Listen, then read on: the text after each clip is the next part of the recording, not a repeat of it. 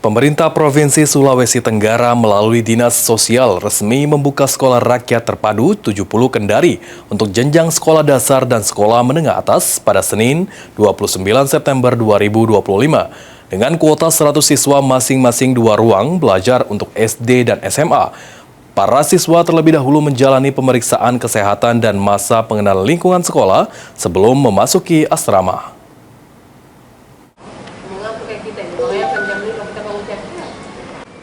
Dengan nama Sekolah Rakyat Terpadu SRT 70 Kendari, pemerintah Provinsi Sulawesi Tenggara melalui Dinas Sosial setempat resmi membuka sekolah rakyat untuk jenjang sekolah dasar, SD, dan sekolah menengah atas SMA di Balai Pelatihan Vokasi dan Produktivitas BPFP Kendari, Senin 29 September.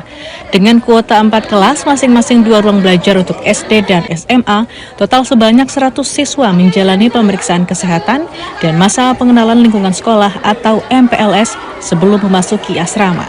Kepala Dinas Sosial Sulawesi Tenggara, Wawan Arianto, merinci untuk siswa sekolah dasar terdiri dari 29 orang laki-laki dan 12 orang perempuan. Sedangkan jenjang SMA laki-laki 28 orang dan perempuan 22 orang dengan total tenaga pengajar sebanyak 19 orang.